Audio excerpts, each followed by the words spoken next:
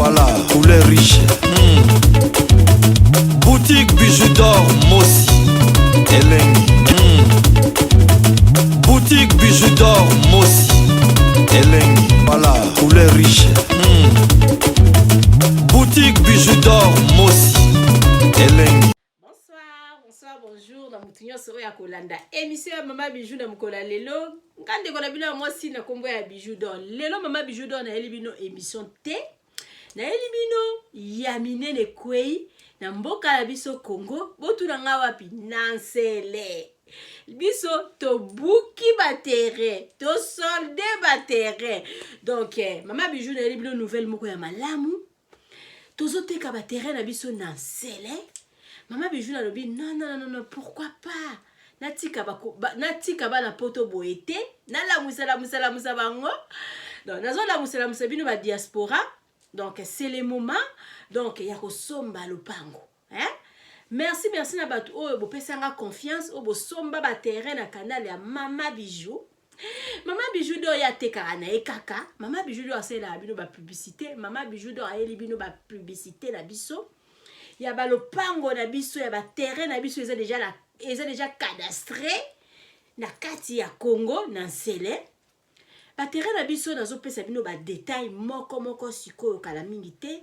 Ba terrain na biso eza na prix ya malamu à partir ya $5,000 tina $3,500 okozwa terrain.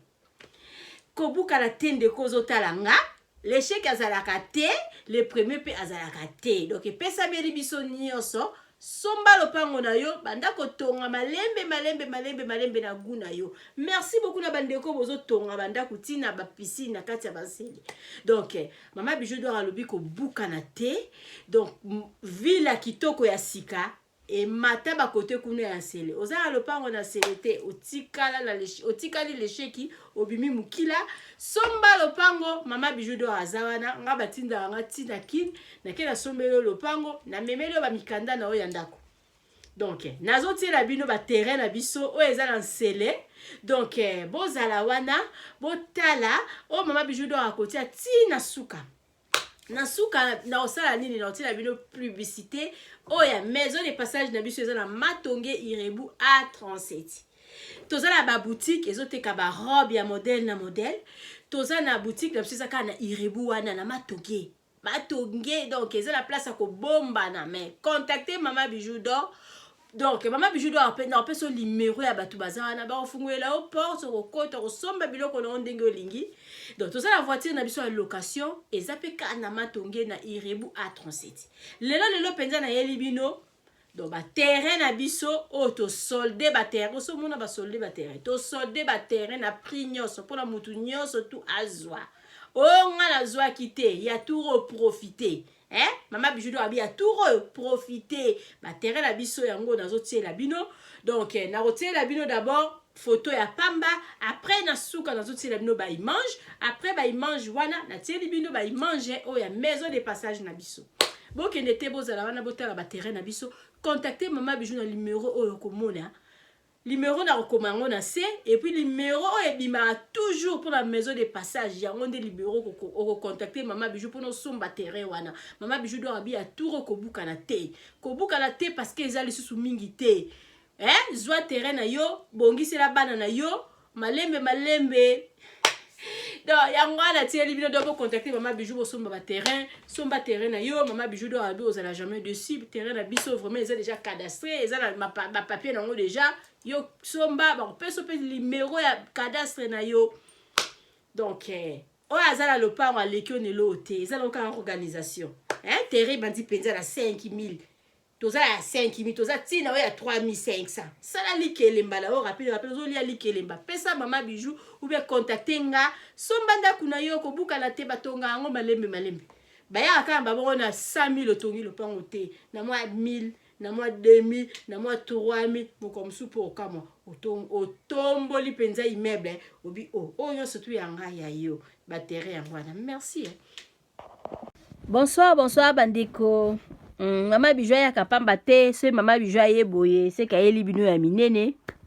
Mama Bijou na elibino ba lopango ba terrain na biso otoza koteka. O ezali na commune ya Nsele na Kimpoko. Mama Bijou do kande na lobaka, o na yebaki te, o na yokaka te, o na tikala kosomba lopango te, paske, o tikala kosomba lopango te, paske wana oyebaki Mama Bijou te. Ya minene eye awa, naza kobengisa yo ndeko oyo za na posa ya kosomba terrain. Terrain na biso vraiment ezali cadastre. Toza na ba dimension ya modèle na modèle. Toza na 8 terrain oyo ezali 23/20. Tozo teka kaka na $5,000 ya pamba. Toza na terrain moko oyo ezali ya 23/15. Tozo teka kaka na $4,000 ya pamba. Toza na terrain moko oyo ezali 20/20 ezali na $4,500 ya pamba. Toza na terrain moko oyo ezali 20/15 ezali na $3,500 ya pamba. Numéro langa ezawana. Numéro ya Mama Bijou komami na se wana. Benga Mama Bijou zwa terrain na yo na nsele. Okozala jamais de sika ande na lobaka. Ah, Mama Bijou doit ateka ba lopango. Ah, Mama Bijou doit ateka ba terrain. Ah, Mama Bijou doit azala maison de passage. O ezala matonge na Irebu A37. Ah, vraiment solution yo surtout ezali. Nazo teka terrain. Ba terrain na biso ezawana. Contacter Mama Bijou terrain na biso ezalaka na. Donc ezalaka na problème ite eza déjà cadastré. Donc ya boye nanu ekomate. Osomba lopango te parce que ta msoye ba nanu Mama Bijou te. Profitez somba lopango na parce que Mama Bijou azana pona bino. Somba terrain na yo banda kotonga malembe na guna yo. Toyaki na mokili pona kotika batu te. Mage balobaka e vanité de vanité, mais nyonso to epesa meli biso. Kanisa venir ya bana somba lopango na yo. Okozala jamais desi. Contactez Mama Bijou nazana batu na Congo na kotia bino na contact bo kene ko vérifier ba place.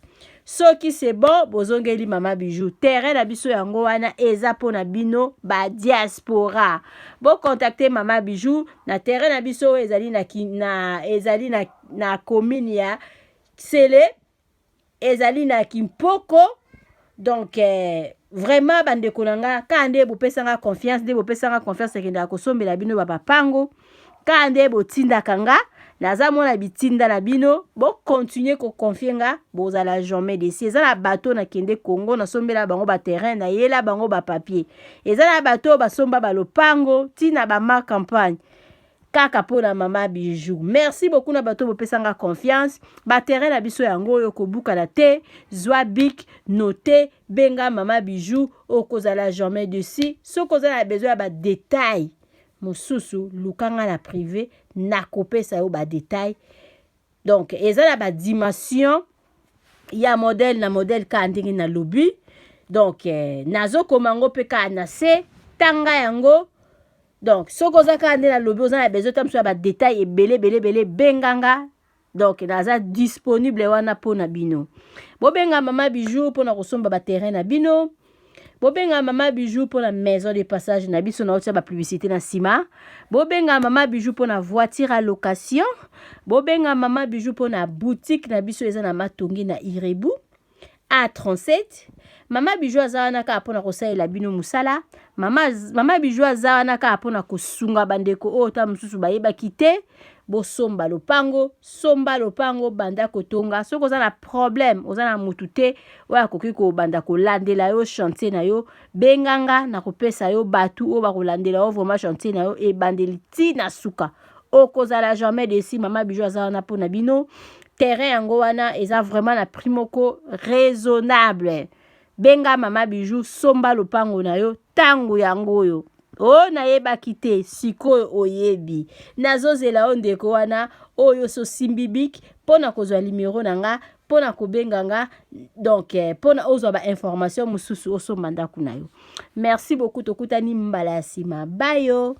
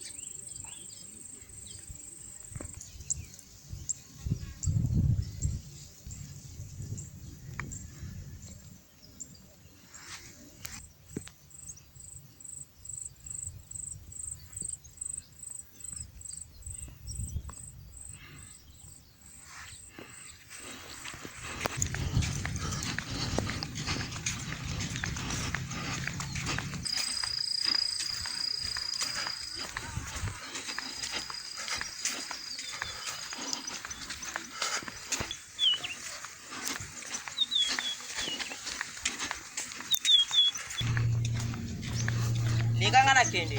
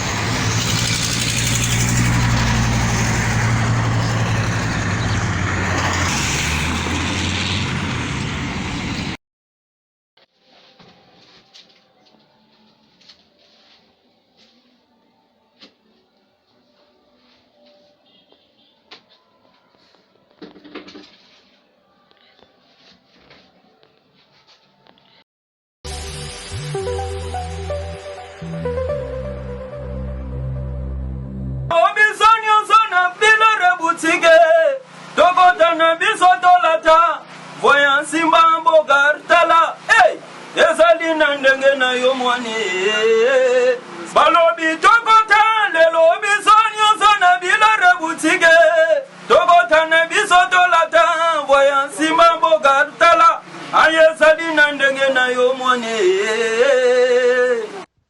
ka eye na kati ya matonge maison de passage na biso maison de passage na biso ya goyo maison de passage na biso ezana ba climatiseur ezali climatisé maison de passage na biso ezana matonge na Irebu A37 maison de passage na biso toza na appartement oyo ezali ya 2 chambres, salon, cuisine.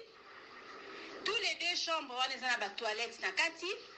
Maison de passage na biso tozali na appartement oyo ezali kaka salon, salle de bain, chambre na cuisine. Tozali lisusu na appartement na biso oyo ezali appartement ya pamba lokola chambre na toilette. Toilette na oyo salle de bain na ona kati. Chambre oyo ezali ya pamba oyo ezaka na salle de bain okoyamba bapaya na yo na kati. Chambre oyo ezali chambre, salon, cuisine. Salon ezali ya munene comme okoyamba bapaya na yo na kati, comme okoki koyamba bapaya na yo libanda. Mai na biso ebimaka kitoko. Courant na biso toza na balune ebele. Toza na groupe na biso soki courant ekei totie essence na kati ya groupe. Ndako na biso ezali sécurité, eza la sécurité ya makasi. Maison de passage na biso na matonge toza kobengisa bino. Mwana nyonso tu ya poto benga numéro oyo ozomona, réserver place na yo mpona ozwa place na yo ya kolala. Na kati ya maison de passage na biso tozali na boutique. Boutique oyo bazoteka baduver, bazoteka nyonso tu na kati ya boutique wana. Tozali lisusu na nini voiture oyo totie na disposition na bino bato bozoya na katikati ya maison de passage na biso oyo tobengi yango Bidor. Contactez Bijou d'Or TV. Contactez numéro oyo moni, réservez place na yo. Ozwa place na yo avant parce que ba place na biso mingi eza kozala toujours occupé. Benga avant zwa place na yo. Okozala jamais déçu. Merci.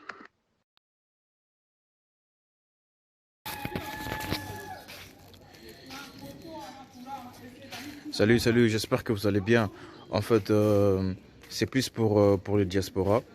C'est donc qui veulent passer leur séjour ici à Kinshasa. Alors pour tous vos déplacements, il y a une voiture à louer qui est là, marque Hyundai. La voiture elle est confortable, donc climatisée et tout. Donc la voiture répond vraiment aux normes. Alors pour tout contact, veuillez contacter Bidor TV au numéro qui suit, plus 49 17 85 52 23 11. Donc je réponds pour une meilleure compréhension. Plus 49 17 85 52 23 11. Donc la voiture elle est là, marque Hyundai. Donc voilà. Donc ici nous sommes à Kinshasa. Donc pour tous les diasporas, pendant tous vos séjours à Kinshasa, voilà la voiture elle est là pour vos déplacements et tout. Donc partout où vous voulez y aller, la voiture elle est là. Donc vraiment, veuillez contacter Bidor TV et vous ne serez pas déçus. Merci et bye.